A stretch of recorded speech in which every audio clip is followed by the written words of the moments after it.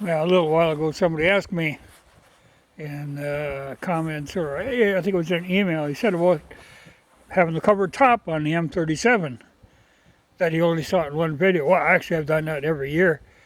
Because normally, once it starts snowing, I carry a lot of gear in the back. And if that isn't covered, pretty soon I got nothing but a tangled mess buried under snow back there. So, yeah, I got the cover on. In fact, I actually have a spare tarp, a brand new one. These are those regular canvas tarps that Fleet Farm sells. But this takes a regular 8x10 to cover the top on this, because it's a 7-foot box. 8 is like before they're hemmed. So it's a little over 7, like 7.5 feet. But that covers that way, and it takes the 10 to go that way for this height. But I have a spare one that I've been using for catching brass. I'll throw it down. But this one's got a few holes in her from mice, when it was folded up, but I wasn't using it because I seem to always carry it with. It's always handy to have a good hunk of tarp along. But like on this one now, like when I put the one on the roof here, I have to add in additional grommets, like this one and that one. I'm going to put some additional grommets on that one. That way I can put it on if I need it. But they're just handy to have. Nothing like a good canvas tarp. And they're easy enough to patch. I mean, even the ones where they get holes in them, you can use some speedy stitchers to patch it. I've got some extra scraps of that stuff. What I'm doing today is cutting up these. What these are is tree tops from when I logged the logs out for building. These are the big parts. There's a lot of branches, and the good part about these, after I take, because there was at least like a 20-foot log on the end of that, of a good big log that I took out of there. But then these top parts, I get a heck of a lot of burning wood out of them. And a lot of it, like that's on the back of the end gate there, is of the size that I don't have to split them. So what I do is I cut the lengths out of the big stuff. Like there's a whole load there. That one's kind of under snow. But then I'll come down with the tractor and the bale fork and bring them home. And then I don't have to monkey with them. I can cut them up at my leisure.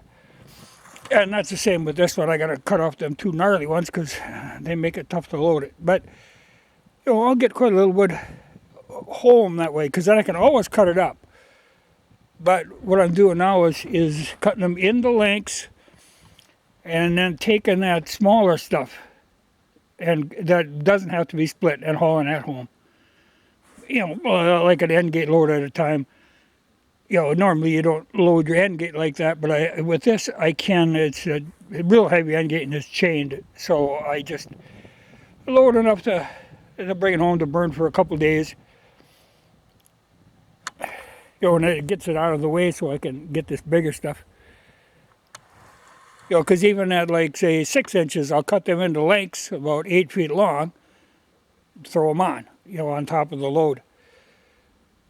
But yeah, I do have the top on. I wouldn't really want to be without that in winter. It just makes it so much better to find stuff in there. The only thing it does restrict the visibility a little bit, but nothing really major. A lot of times what I do, this thing is geared so low. Like if I'm backing into an awkward spot, like if I was backing in here, I simply put it in low range, in low gear, or in the reverse. And at an idle, I can get out, walk beside it, and guide it into position. The thing moves really slow. Even at full speed, I think top speed is like 5 miles an hour in low gear and low range. They're geared low. So it's easy enough just to walk alongside, and when you get into position, flip the ignition off. And that works pretty well. But now I got a lot of picking up to do here. But I figured I better get this done. This is what I was doing that killed the carbide chain. was cutting this kind of stuff up. And you know, when somebody said about, well, maybe the carbide didn't like to change the temperature when it hit snow, it could be, you know, at least it got a little snow cover on them. Sure doesn't hurt the regular Oregon chain, just buzzes right through there. Nothing phases them. Well, I shouldn't say that. Frozen sand will phase them in a hurry. Once in a while, some of these oaks you'll find where they have hollowed out inside and then sand has blown in, and then the moisture gets in there and they freeze. Oh man, it'll kill the chain just right now. You know, it's like running against a grindstone, but it's the chain a shot if you hit them. So I always kind of peer to make sure there's no hollowed out look to them. With these, it's all easy going because it's all big treetops. You know, but I got quite a few of them piled up around here. But I got to clear them out because when I start logging again, this is where I like to park them. You know, the tops, and then let them sit and age, and I can burn them. But yeah, the top is on, which is really nice. Like I said, the only problem is the backing up.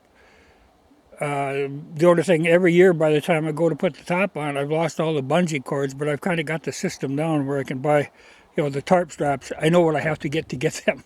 So it's like $8 with the tarp straps to put it back on, because they get used for other things and get lost and whatnot. But that it is handy to have that covered back, and you know, you can snap it off of there in very short order if I need to, you know, because the stakes are just into those pockets. You know, the only thing I might change sometime is I would like to put like a 1 foot high wooden sideboard and then the top. And I've got a scheme for that, and I've just got to get around to it sometime.